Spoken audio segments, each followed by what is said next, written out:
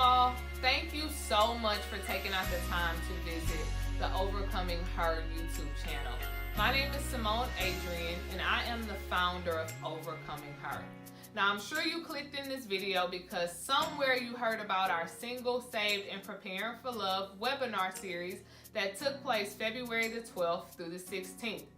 It included amazing speakers like Rachel Gilder, myself, Dr. Eddie Connor, Candace Janae, and Christy Lyles, and we talked about all different topics from healing from past hurt and pain to purity and abstinence, identifying your purpose, making sure you have self-confidence, and dating with discernment. But before we get into that, there is something that I am so excited to tell you guys about that will be launching March 1st, 2018, and that is the Overcomer Club. Yep, you heard it right, the Overcomer Club. So if you are in need of a support group of like-minded women, if you want to have access to information that will feed your spirit and your soul, that will give you the tools and equip you with the things necessary to live a life of purpose and passion, then the Overcomer Club is for you. Now, enrollment will open on Monday, February the 19th, and the link to the website is down in the description, or you can visit theovercomerclub.com for more details. I look forward to you guys taking a look at this, finding out if it's something that will be beneficial for your life, and being some of the first people that take advantage of what it is that we have going on. Thank you again, and I hope you enjoyed the video. Inviting me really on your powerful platform to really inspire these wonderful women, as well as these dynamic brothers who are on the line as well tonight.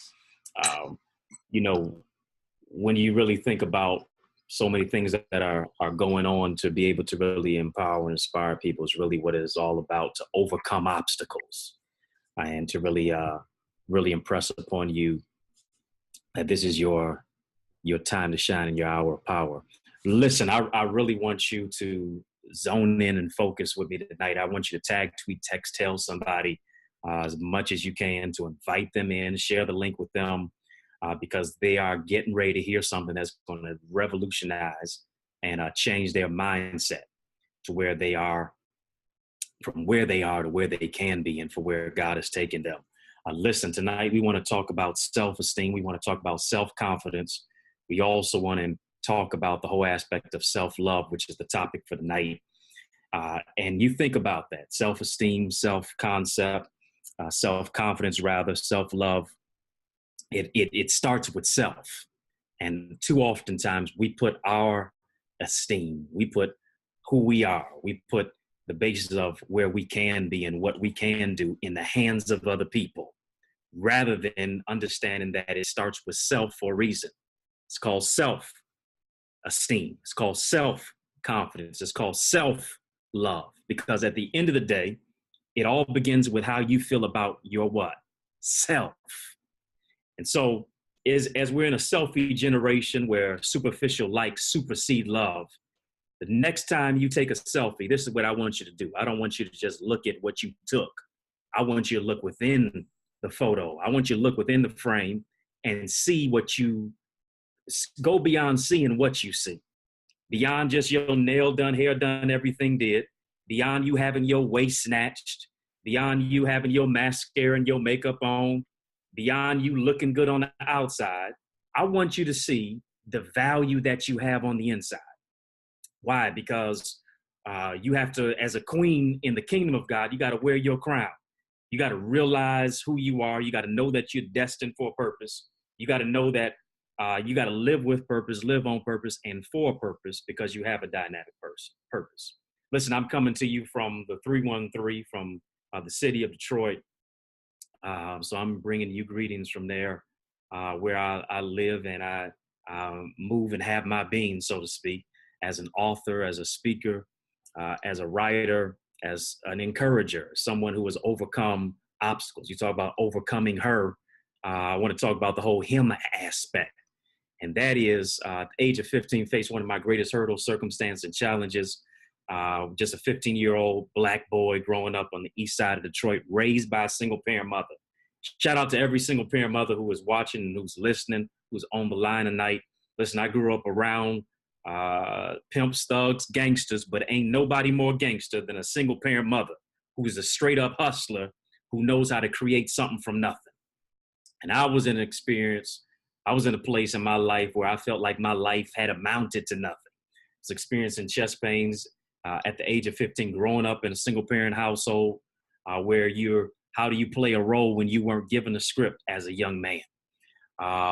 Experiencing these chest pains and not necessarily knowing what was going on.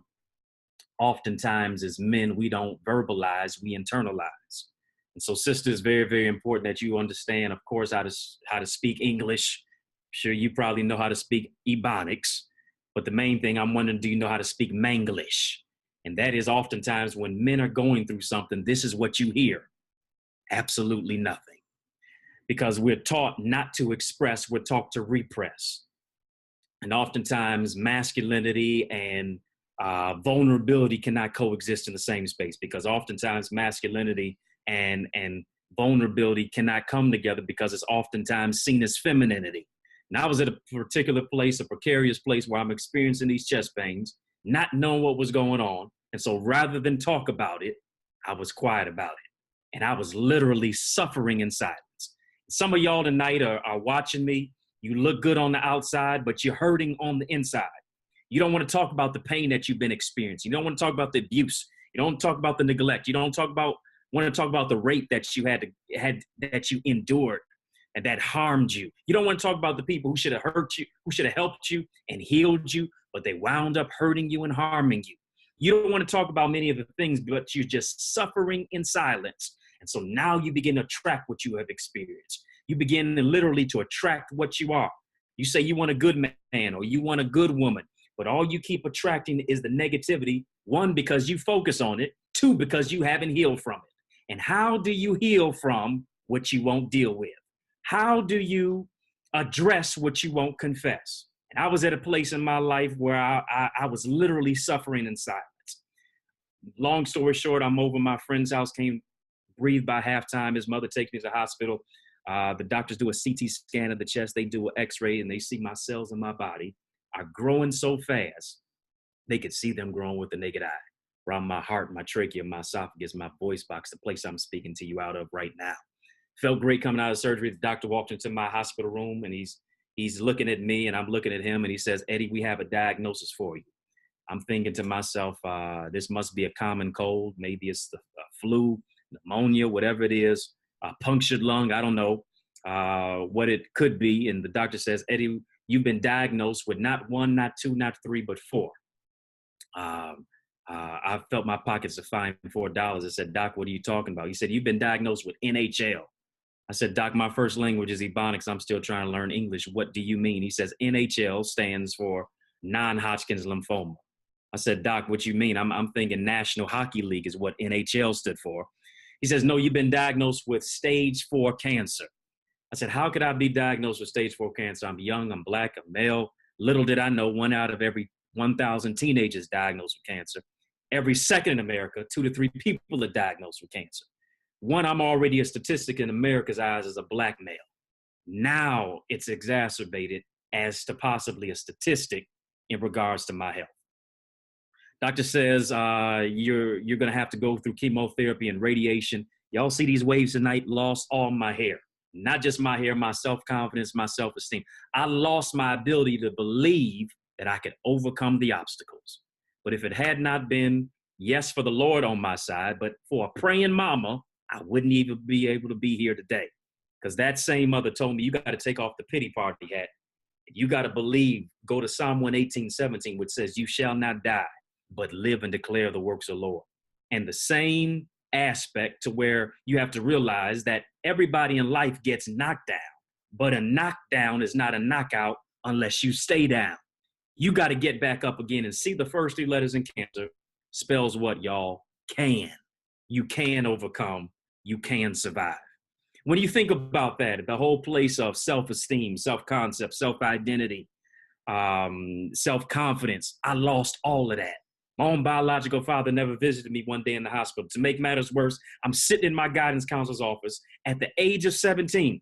She looks at my grades. She looks at me. She looks at my grades again. She looks at me. She knew that my favorite two classes in school were gym and lunch. I wanted to chase the girls in gym and then eat with them at lunch. She says, Eddie, you're not going to college. Matter of fact, don't even think about community college. Pick up a trade. See, that lady saw me where I was, but she didn't see me for where I was going. People oftentimes analyze you based upon your past. They analyze you based upon the obstacle, but don't see that you have the power to overcome. But the same lady who told me I'd never go to college had to show up to my graduation from college to where I got a PhD, but for her, it stood for a player-hater degree. See, people will doubt you, but you can't let that stop you. And you have to make up in your mind tonight that first of all, you're going to love yourself through the tests and the trials, through the heartbreak, the heartache, the headaches, the negativity, that the only person that you're going to allow to place a label on your life is God himself. Matter of fact, you got to dream bigger than ever before. Why? Because if your dreams are affordable, you're not dreaming big enough. You got to get to a place to where you begin to love yourself, to where you begin to recognize your value, to where you begin to know your worth and understand this. I know my value so much that guess what?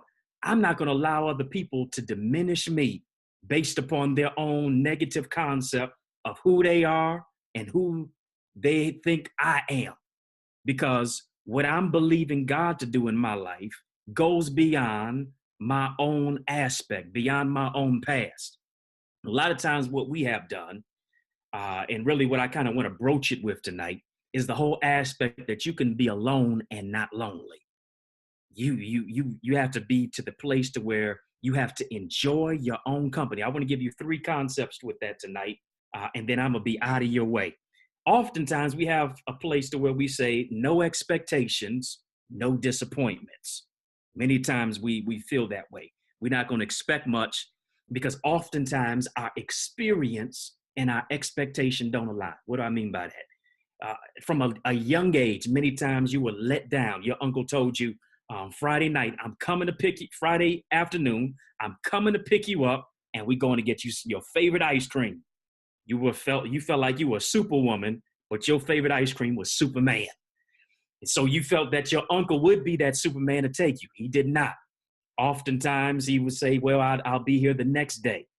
Based upon that, those little disappointments lower your place of expectation. Your father said he would do this. Your mother said they would do that. You had your little boyfriend, a little girlfriend. They said they would be there.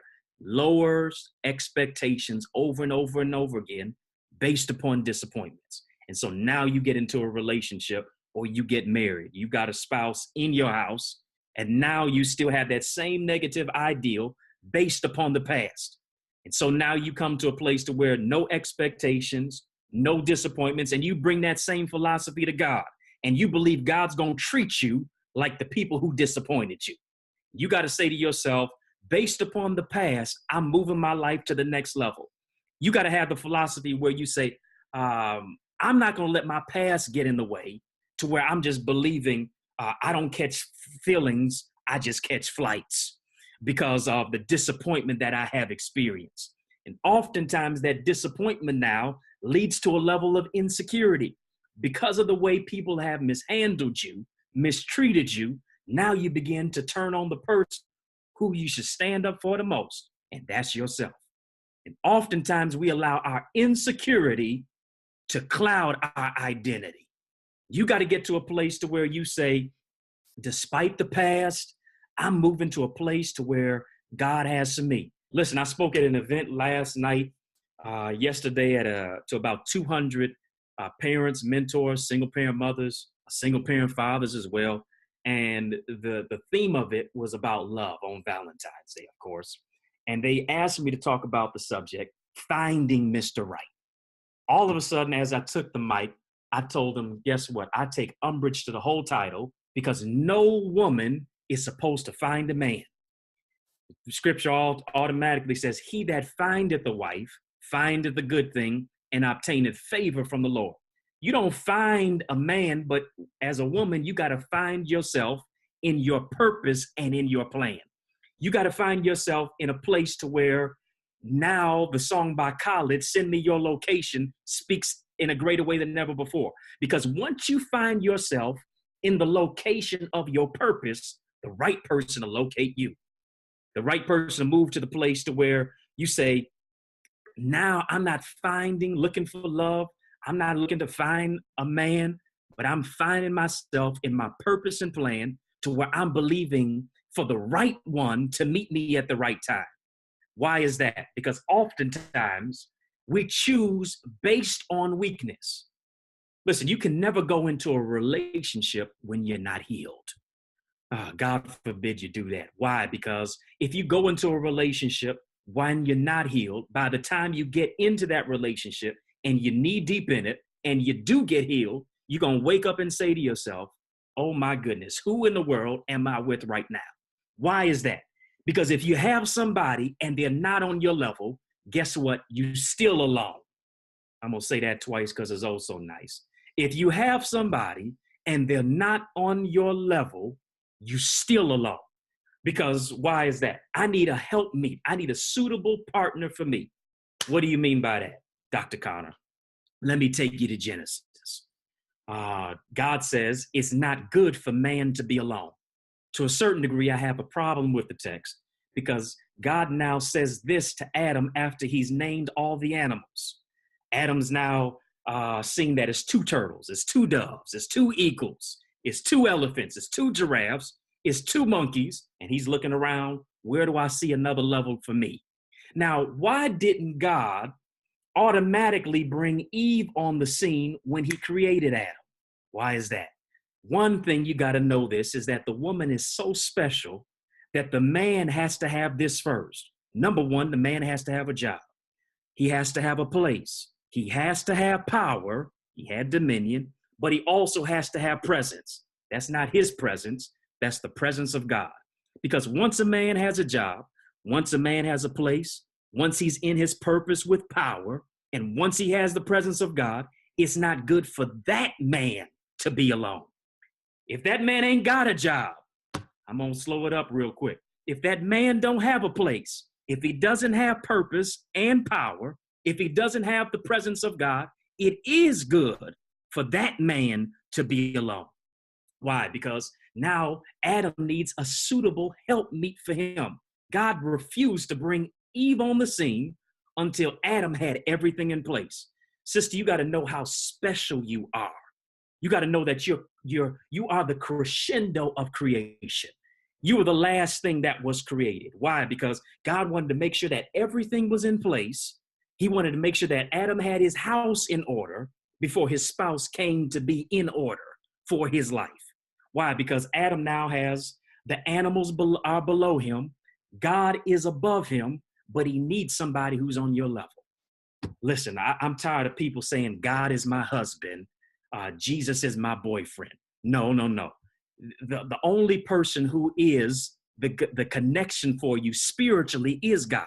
Now, if you say God's going to keep you, Jesus will keep you, I can go on with that. But if you believe that he's going to hold you at night, I suggest you keep taking your medicine. Why? Because God will not do for you physically what he's designed to do for you spiritually. But he has a suitable partner for you. The animals are below you. God is above you, but you need somebody who's on your level. You need a helpmeet, not to help meet the bills, but you need somebody who's not just going to compliment you, tell you that your hair is nice, tell you that I like your Louis Vuitton shoes, that your Louboutin, red bottom heels, whatever it is. You don't need somebody just to brag on you, but you need somebody to compliment you. Complement. That means you fit me. Why is that? Because he put Adam to sleep, is what the scripture says. God did that. He took him under his heavenly hospital, opened up the panoply of flesh, took out the rib, and created the woman from his side. Notice this, God never wakes Adam up while he's operating on him. He doesn't wake Adam up until Eve is now created. Listen to this. Sister, I want you to understand this. Never wake up a man who's sleeping on you. I'm going to get in trouble right now Simone, because I'm going to upset the equilibrium right quick. The problem is this. Too many times you begging people to do for you what God never intended them to do for you. See, a lot of times some of y'all are still upset because you felt like you were cheated and not treated yesterday. But you got to understand this. Before you ever expect somebody to date you, you got to date yourself. Listen, if you didn't get no flowers yesterday, this is what I want you to do. I want you to send yourself some roses. I want you to send yourself some chrysanthemums. I want you to send yourself some flowers. And matter of fact, don't just go to the store and get them. I want you to mail them to yourself. And once you receive them, I want you to get as happy about getting them flowers from somebody else, from yourself, like you did when you would have got them from somebody else. I want you to take yourself to the movies. I want you to take yourself to see Black Panther. I want you to take yourself to dinner rather than you rolling out like it's girls trip 5 deep. Take yourself out and date yourself before you expect somebody to date and take care of you. Engage in self-care. Engage in mental health. Engage in reading and leading yourself as God leads you so that the right person can be attracted to you, so that it's not a different face with the same type of mentality. And so to rewind that back up, like I was saying to you, don't wake up a man who's sleeping on you. Don't wake up a man who don't recognize your value. Don't wake up a man who don't understand that you're a queen. Don't wake up a man who doesn't understand that you can now build his kingdom and queendom in the kingdom of God. Don't wake up a man who doesn't understand the essence of your value and what you bring to the table. Last time I checked, Rolls-Royce never had a commercial asking you to buy something from them. What do they say this? Basically, they're communicating the message: until you get your money up, don't come and see about me. Until you get the right value in your bank account, don't even come and holler at me, because you need to be on a certain level to afford the type of caliber of what I'm offering. I'm not begging you to drive me. I'm not begging you to test drive me. I'm not begging you to purchase any of my vehicles, because I know who I am. I know the label. I know the standard. I know the value that I have, and I'm not going to beg you to be with me. You got to have that same philosophy. Sis, if he's sleeping on you, let God deal with him. Because sometimes God got to work on the man so that he understands that he has a plan and a vision, and then he now aligns himself with God to be able to go after you. Listen, your heart should be so deep in God that a man has to seek him to find you. So once he wakes up the man, he sees and he says to himself, she is flesh of my flesh, bone of my bone. He's saying this to himself. Why is that? Because now she's basically just like me in a different form. So what does he say? He doesn't even call her Eve, he calls her woman. And I like to say he said, whoa, man. Listen, brother, you know you got the right woman. You know you've got the right rib when she causes you to breathe a lot easier. Listen, you know you have the wrong one if she causing you to suffocate, suffer from asphyxia, you coughing and wheezing and hacking, to where you don't call her whoa, man, you say, oh, man. But the right woman is going to make you say, whoa, man, and amen, because it's something about her essence, who she is. Really, her personality is a perfume rather than an odor. And it's based on who she is that now attracts me to her. Because as you are a single person, as you are praying, as you are preparing, as you are aligning yourself to be the right one for the right one, let me give you 3 things of what you got to do. First, you have to find yourself in the presence of the Almighty. What do I mean by that? You got to seek God so much, not seeking his hand, but begin to seek his heart. You got to thirst and long after him, not just so much he can give you something, but so that you can glorify his name, so that he can reveal himself to you about who you are. Why? Because you can never know whose you are until you know who you are. You can never know who you are until you know whose you are. And once you know whose you are, that's when you begin to get into the reality of the situation of what God has placed on the inside of you. So number one, you got to find yourself in the presence of the Almighty. So many times you know everybody else's voice, but do you know God's voice? Why? Because he said, my sheep know my voice, and a stranger they will not follow. You got to know God's voice so much to where you have discernment. Yeah, they look good to you, but discernment will tell you they're not any good for you. Let me go to part two. First one, I told you, you got to find yourself in the presence of the Almighty. Number two, you got to use your authority. I told you about my testimony. Why? Because your test is a testimony, your misery is ministry, your mess is a message, your stumbling block is a stepping stone. And what God does is he uses your setback as a setup for your greatest comeback.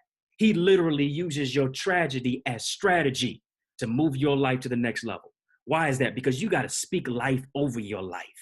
God gave you dominion. He gave you power. If you're in the presence of the Almighty, you got to walk out boldly with authority.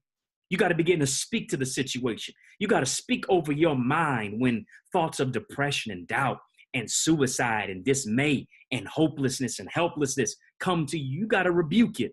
And you got to say, in the name of Jesus, I got victory. I got power. I'm overcoming every obstacle. I'm keeping my mind in perfect peace as I keep my mind stayed on you. I've got to use my authority, and I've got to speak life to dead situations. I got to speak life into my vision. I got to speak life into my dream. I got to speak life to where now I get my house in order before I ever expect God to give me a spouse. Listen, a lot of times you want a spouse. You want somebody to put a carrot on your finger. But the question is, what is your character like?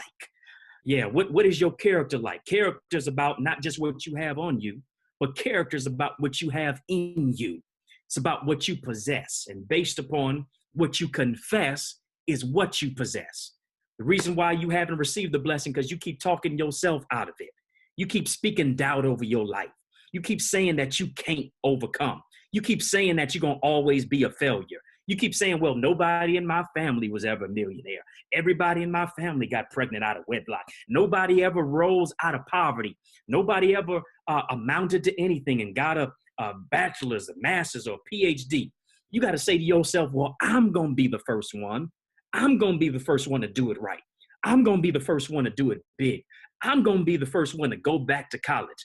I'm going to be the first one to be the millionaire. I'm going to be the first one to say, I'm the head, not the tail. I'm above, not beneath. I'm not the lender. I'm not the borrower, but I'm the lender. First things first, I told you, find yourself in the presence of the Almighty. As a result of that, you got to walk boldly and use your authority. That's part two. Part three now is pursuing your purpose passionately. Why do I say that? Simply because the meaning of life is to find your gift, but the purpose of life is to give your gift away. You got to understand this, that everybody is a red box and a gold bow. You're a gift to the world. You'd be really upset if I gave you an incredible gift, a red box, a gold bow, and you just really were excited. It wasn't even Valentine's Day. It wasn't a holiday. It wasn't even your birthday. But I'm presenting this gift to you just out the blue. It's one of them just because gifts. Don't you love those? Just because flowers, you love them. Just because chocolates, you love them. Just because dates, you love just because gifts. So I'm giving you this just because gift, just because. Give you this red box and this gold bow, and you so excited about it. You so excited, and you just can't hide it. You getting ready to unravel the bow, and you being real particular about it, and you just want to savor the flavor of the wrapping paper. So you open it up very cautiously, and you shaking it, and you don't hear nothing inside of it. And as you open it, you see there's nothing inside. Listen, if you were like me, I'd throw the box right back at you. I said, you trying to play a brother. You'd be really upset that if you opened up this well-wrapped gift and saw there was nothing inside, you'd be like, yo, you playing me right now. You set me up to make me look like boo-boo the fool. Same thing as that.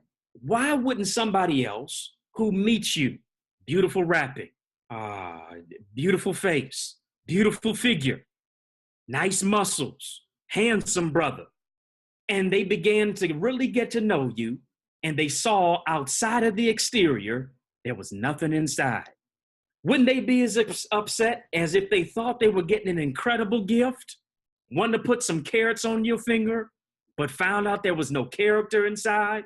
They'd be pretty upset because it seemed as if you did not exercise your purpose to really place something on the inside of you. It's one thing to have valuables, but it's another thing to be valuable. And what you have to do is exercise that purpose that you have.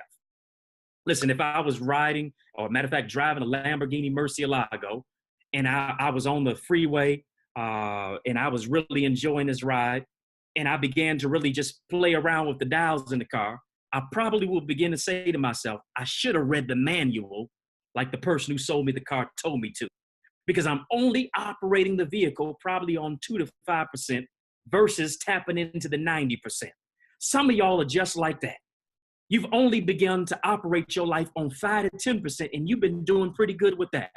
But imagine you now getting into the manual of God's word and letting him speak to you about not what your family said about you, not about your friends, not about your bank account, but letting God speak to you, about what he placed in you. So one day you won't be saying, I want to be a nurse on Monday. Then I want to be a beautician on Tuesday.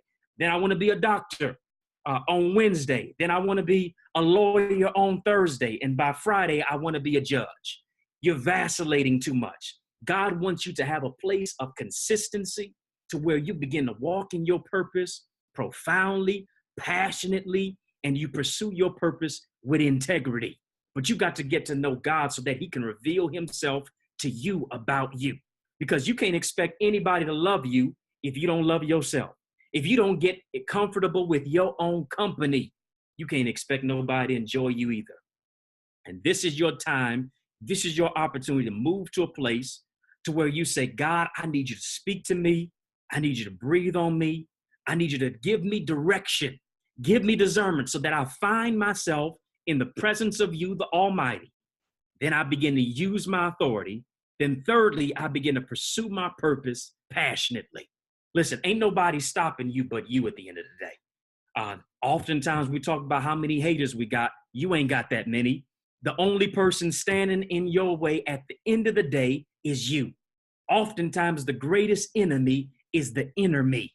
And you got to become your best friend right about now, so that God begins to prepare you for who he's preparing for you.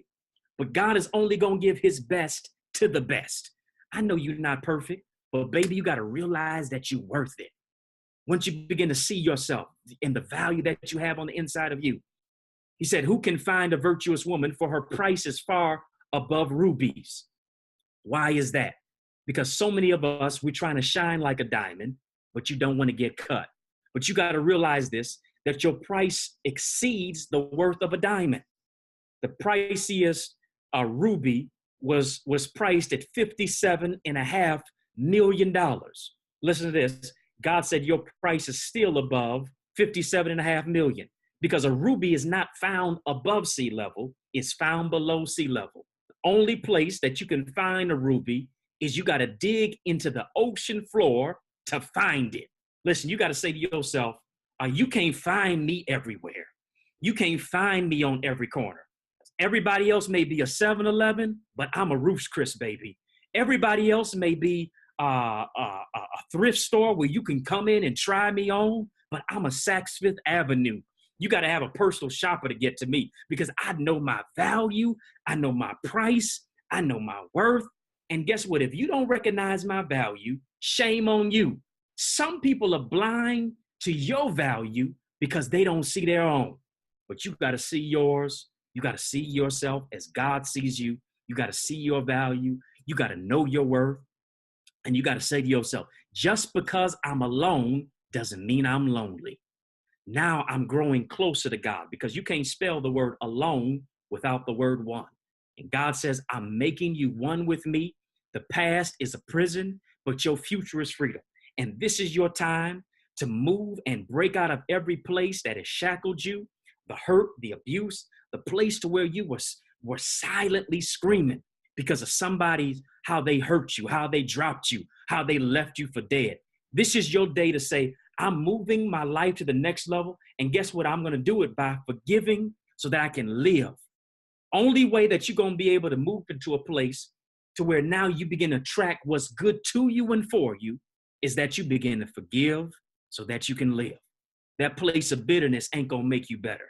But forgiveness is freedom.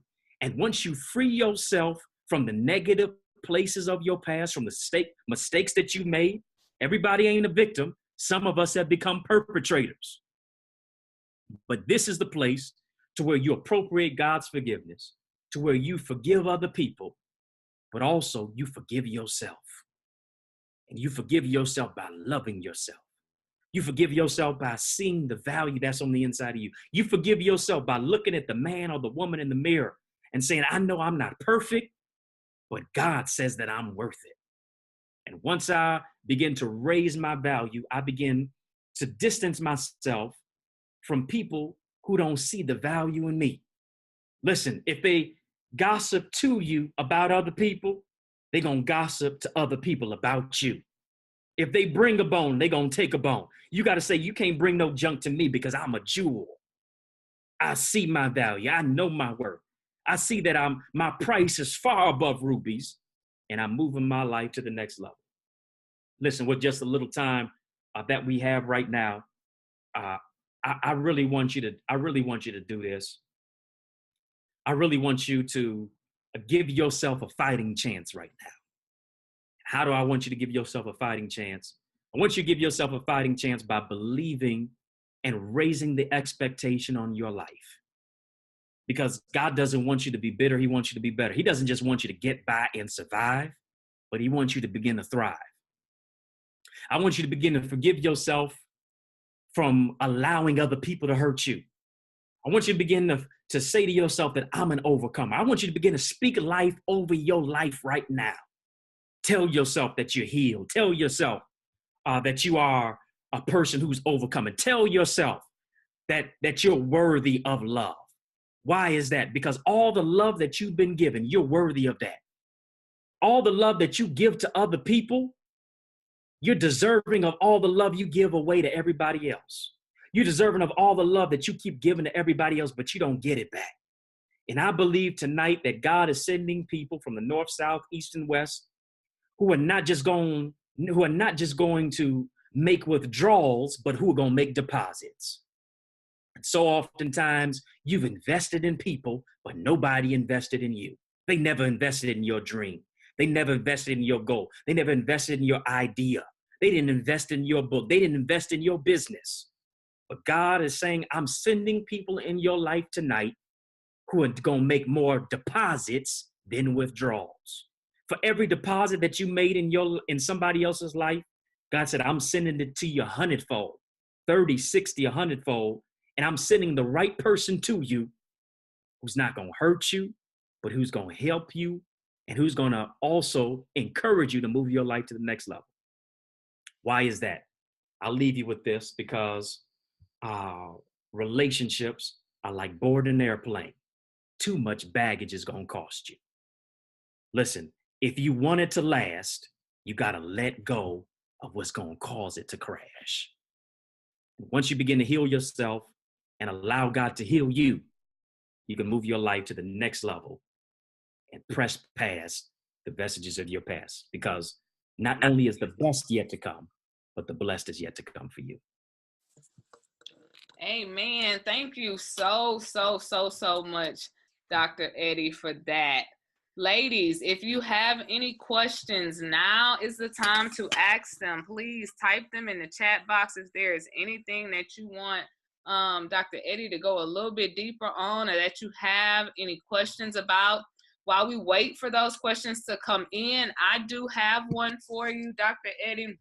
And my question is, because this webinar, we planned it for, Valentine's week, and the theme for it was single, saved, and preparing for love.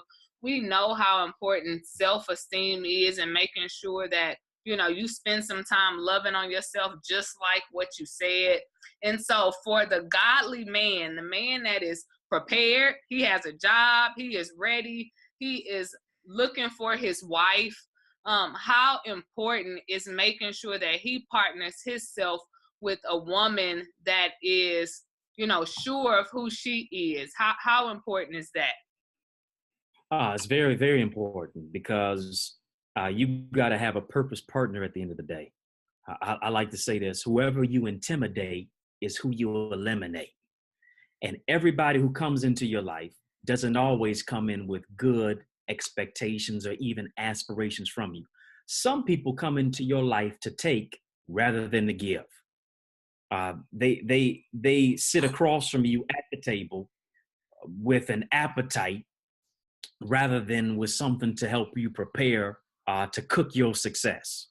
And so having somebody who is a blessing to you, who can help you grow. I told somebody the other night, I said, relationships are not supposed to bring distractions. Relationships are supposed to bring focus. If you know you're with somebody and, you know, they go to the gym regularly and they may go to the gym 4 times a week, it ought to make you say, you know what? I only go to the gym once. I need to go to the gym at least 2 or 3 times. It ought to encourage you to improve your life. If you know they read 3 books a month and you may not read any other than what you see online, it ought to cause you to say, you know what? I need to increase my level of literacy to where I'm reading more, to where I'm taking the time to learn from somebody else so that my conversation supersedes beyond a celebrity, beyond sports, but it's substantive. So the person who's in your life should help you to go and grow and move your life to the next level. Absolutely. Absolutely. All right. Okay, somebody wants to know about the 3 steps again. Can you give them those 3 high points that you spoke on a moment ago? Absolutely. As I was speaking about being alone but not lonely, basically being successfully single, you got to find yourself, number 1, in the presence of the Almighty. 2, you have to use your authority, speak life to your situation. And then thirdly, you have to pursue your purpose passionately. So that whole aspect of not the what, the where, and the how, but the why. What is your why for living? How many times have we heard that this week already, ladies and gentlemen, if there are any in the room? I think I started on Tuesday talking about knowing your why. We heard that again on Wednesday. And here it is, our confirmation on night number 3, right? It's so important that you know your purpose, you identify that. And when I tell you guys, there's so much peace on the other side of walking in your purpose. Like, there is no anxiousness, there is no desire to try to figure it out on your own. You know whatever is for you and for your life is going to find its way to you in the right time. And so one last question that I think would be a good one for you to answer, Dr. Eddie, before we wrap up tonight. How obvious is self-confidence or the lack of it from the male perspective? Like, when you see a woman, how easily can you identify whether or not she has real confidence, or is it just covered up with a pretty face and some good makeup? Yeah, you know, a pretty face plus an ugly attitude just means you're pretty ugly. Mm. And nothing is worse than a woman in high heels with low self-esteem.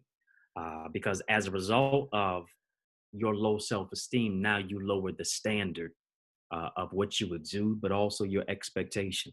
So based upon you not believing in yourself, it comes across even in relationships based upon the whole aspect of suspicion. And oftentimes, you know, Music Soul Child says this. He says, I'm not to blame for the pain that was caused by previous cats who had your heart before me. So if you have not healed to where you now develop your level of self-esteem, because nobody can make you feel inferior without your permission, to where now, as a result, if you have not healed, now you go into a place of suspicion. You go into a place of now blame shifting. You go into a place of not believing not just other people, but also in yourself.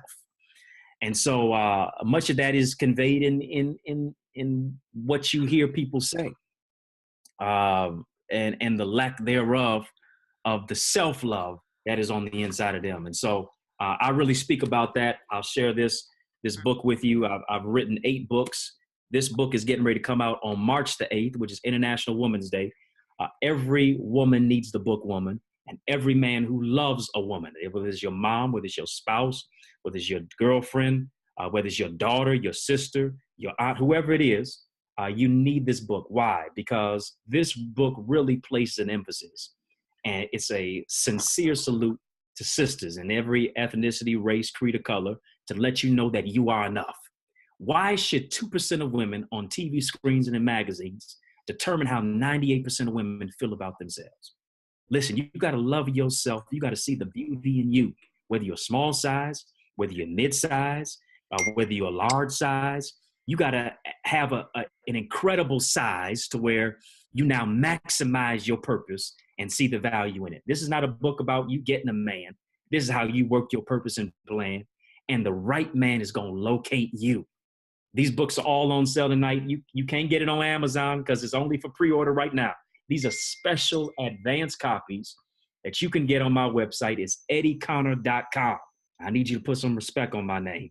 It's EDDIECONNOR.com.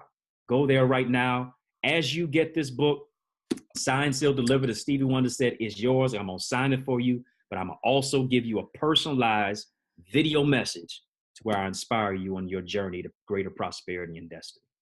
Amen for that. Thank you so much for that, Dr. Eddie. I always make sure that I reference people that have worked hard for those PhDs by doctor, because I know that is no small beat. So I believe in that, putting some respect on that name. And so I definitely feel you on that. It looks like we have one more question, and then I'm so excited about this book. I'm going to order mine tonight, guys. So definitely you go over to Dr. Eddie's website. Make sure you order yours. I'm super excited about what that book is going to do in my life. And so I'm hoping that it touches some of you all as well. One last question we see, Dr. Eddie, and then we're going to let you get out of here tonight. Do you think that God can separate people in relationships to work on themselves individually and then bring them back together? Or should one have the mindset of letting them leave if they choose to go? Yeah, God can work in any situation. I've personally known of couples who divorced for 10 years.